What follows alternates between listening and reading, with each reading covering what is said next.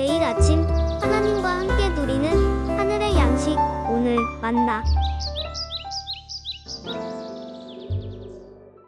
이튿날 산에서 내려오시니 큰 무리가 맞을세. 무리 중에 한 사람이 소리질러 이르되, 선생님, 정컨대 내 아들을 돌보아 주옵소서. 이런데 외아들이니이다. 귀신이 그를 잡아 갑자기 부르짖게 하고 경련을 일으켜 거품을 흘리게 하며 몹시 상하게 하고야 겨우 떠나가나이다. 당신의 제자들에게 내쫓아 주기를 구하였으나 그들이 능히 못하더이다. 믿음이 없고 패역한 세대여, 내가 얼마나 너희와 함께 있으며 너희에게 참으리요. 네 아들을 이리로 데리고 오라 하시니 올 때 귀신이 그를 거꾸러뜨리고 심한 경련을 일으키게 하는지라. 예수께서 더러운 귀신을 꾸짖으시고 아이를 낳게 하사 그 아버지에게 도로 주시니 사람들이 다 하나님의 위엄에 놀라니라. 그들이 다 그 행하시는 모든 일을 놀랍게 여길세 예수께서 제자들에게 이르시되, 이 말을 너희 귀에 담아두라. 인자가 장차 사람들의 손에 넘겨지리라. 그들이 이 말씀을 알지 못하니 이는 그들로 깨닫지 못하게 숨긴 바 되었습니다. 또 그들은 이 말씀을 묻기도 두려워하더라. 제자 중에서 누가 크냐 하는 변론이 일어나니 예수께서 그 마음에 변론하는 것을 아시고 어린아이 하나를 데려다가 자기 곁에 세우시고 그들에게 이르시되, 누구든지 내 이름으로 이런 어린아이를 영접하면 곧 나를 영접하며 또 누구든지 나를 영접하면 곧 나를 보내신 이를 영접함이라. 너희 모든 사람 중에 가장 작은 그가 큰 자니라. 요한이 여짜오되, 주여, 어떤 사람이 주의 이름으로 귀신을 내쫓는 것을 우리가 보고 우리가 함께 따르지 아니함으로 금하였나이다. 금하지 말라. 너희를 반대하지 않는 자는 너희를 위하는 자니라. 베드로와 요한과 야고보를 데리고 기도하러 산에 올라가셨던 예수님께서 이튿날 내려오셨습니다. 큰 무리가 예수님을 기다리고 있었죠. 마가복음 9장의 기록을 보면 서기관들이 제자들과 더불어 변론을 하고 있었고 큰 무리가 이들을 둘러싸고 있었습니다. 너희가 그들과 무엇을 변론하고 있느냐는 예수님의 질문에 무리 중 한 사람이 소리를 지르며 예수님께 간청을 합니다. 선생님, 내 아들을 돌보아 주옵소서. 이는 내 외아들입니다.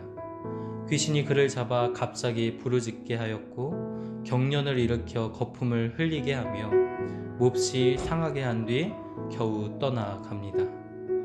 내가 선생님의 제자들에게 내쫓아 주기를 구하였으나 그들이 능히 하지 못하였습니다. 제자들은 예수님의 크신 권능을 생생하게 목격했던 자들입니다. 예수님께서는 그의 12제자를 부르시며 더러운 귀신을 쫓아내며 모든 병과 모든 약한 것을 고치는 권능을 주셨습니다.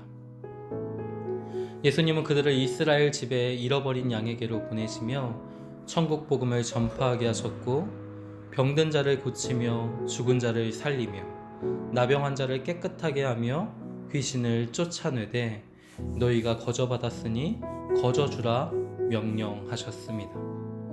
그런데 본문의 제자들은 귀신을 능히 쫓아내지 못합니다. 제자들이 귀신을 쫓아내지 못한 것에 대한 변론이 서기관들과 제자들 사이에 있었던 것이죠. 이에 예수님께서는 믿음이 없고 패역한 세대여, 내가 얼마나 너희와 함께 있으며 너희에게 참으리요. 너희 아들을 이리로 데리고 오라 말씀하십니다. 그 아들을 데리고 올 때에 귀신이 그를 거꾸러뜨리고 심한 경련을 일으키게 하죠. 그러나 예수님께서는 더러운 귀신을 꾸짖으시고 아이를 낳게 하사 그 아버지에게 돌려주십니다. 하나님의 위엄에 모든 사람이 놀랐습니다. 제자들은 조용히 예수님께 질문을 합니다. 우리는 어찌하여 능히 그 귀신을 쫓아내지 못하였습니까? 본문은 그들이 귀신을 쫓아내지 못한 이유를 설명하고 있지 않지만 마태복음에는 너희 믿음이 작은 까닭이라 말씀합니다. 마가복음에는 기도 외에 다른 것으로는 이런 종류가 나갈 수 없다라고 말씀하고 있죠. 제자들은 스스로 자기들이 무엇인가 능력을 발휘할 수 있다라고 믿었습니다. 귀신을 쫓아내는 것으로 다른 사람들보다 월등한 믿음을 소유한 것으로 생각했을지 모릅니다. 그러나 우리는 주님의 능력과 은혜로 살아가는 자들입니다. 주님의 권세가 아니면 그 일을 할 수 없는 것이죠. 믿음이란 내 힘을 의지하는 것이 아니라 주님의 힘을 의지하는 것입니다. 그리하여 나를 통해 하나님의 일을 보게 되는 것이죠.